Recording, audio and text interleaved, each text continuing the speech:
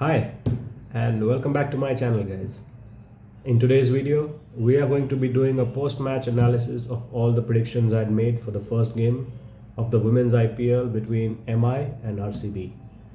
So let's cut to the chase and let's do a full analysis of all the predictions that I'd made. Wow, what a game that was, indeed. I had predicted that Bangalore's energy is going to be off, and they dropped like 5 catches out in the outfield. Okay, they didn't deserve to win this. They won this only and only because of Nadine De Klerk.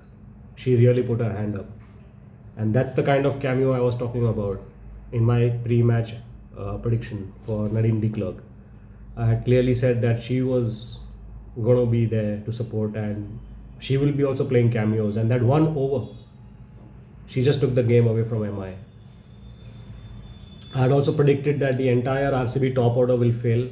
Their big guns, well, they're not going to fire, except maybe for Grace Harris, and that's what happened. Apart from Grace, nobody else really fired. Nobody else even got going. She just got a start with a strike rate of about 200, which is pretty good. But all the big Indian names like Smriti Mandhana, Richa Ghosh, they sort of disappointed. And it was because the energy was not aligning with them. Mind you, they are great players, all right? But this is what energy does, guys. You need to understand this. Energy works in mysterious ways. There are certain days, certain venues, certain oppositions that the energy automatically aligns with you, all right? But on other days, it's like it sort of takes that away from you as well. So I had predicted that Bangalore would have to bowl really well if they were to have a chance. And again, Nadine De Klerk put her hand up over there. I had also made a mention of the batters for MI. I had said Nicola Carey would do well. She really did well. She scored a 40 odd and picked up 2 wickets. She even took a very important catch, if I remember, of Richa Ghosh.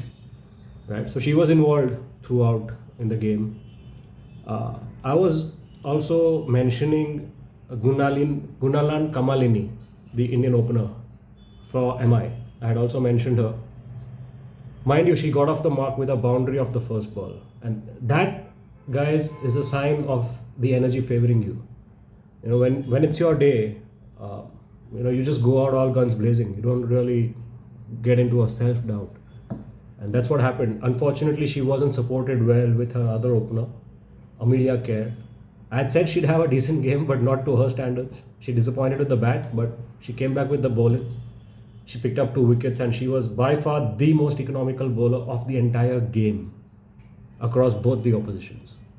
All right, so she did have a decent game, but not to her standards. Right, that's another prediction I had made. I had also said Harman would come in and support, but again, not to her standards, but she would have a decent game. She did have a decent start. She couldn't convert it, that's a different story. The bowling unit, Shreyanka Patil, I had mentioned, she picked up a wicket. She was also very difficult to get away with initially. The bowling for MI, they really underutilized Amanjot Kaur. I mean, Amanjot Kaur, the energy was favoring Amanjot yesterday. And they should have really utilized her, in my opinion. They should have sent her up the order, and they should have at least completed her full quota of 4 overs.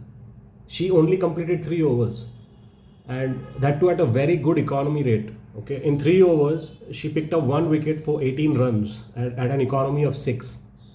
Okay, she was difficult to get away with, believe me. And it was very surprising that Harman did not utilize her entirely, because yesterday's energy was actually favoring Amanjot. All right, so see, these are kind of information which, if a team management tries and gets, it sort of really puts them a step above the competition, right? So energy works in very, very different ways, guys. You know, some days your star players will put down catches. You know, I didn't mention Nats Kavya burnt yesterday in my predictions anyway. Now, she's a big, big player. I didn't mention Smriti Mandhana. She's a very big game player. I didn't mention Richa Ghosh. Now, these were the players who are star players. Believe me, they are. They're really talented. But yesterday's energy just didn't favor them. Nats Kavya put down an easy chance of Nadine De Klerk. It was like a dolly. And see what happened. De Klerk just took the game away from them. So this is how energy works, okay? And I really hope that through my videos, this awareness is created in not just the top levels, but right from the junior levels of cricket, where the coaches and the team management try and understand the science of energy. It's as important as form. Believe me, your most player in form, he might have scored 300s back to back, but if the day energy doesn't align with him, he's not going to score 100. He might even be out for a 0. And the guy sitting on the bench might be having a good day. But this is something that coaches and managements and captains need to look into. I intend to create that awareness across India, right from the junior levels of cricket. Energy plays a very important role, guys. Your star players might not do well on certain days. Your bench may actually outperform your star players on certain days. Alright? So with that, we come to an end of this video. And we had a day game today, but unfortunately due to my other commitments, I couldn't cover it. I'll have to try and rush to cover the other game that's going to happen in the evening between MI and Delhi, I think. And yeah, with that, I take your leave and we'll meet soon again for the next game analysis. Thank you. And if you like my videos, please like, please share, please subscribe. Look, we have to create an awareness that energy is real. Energy for certain players needs to be understood and needs to be respected. Thank you.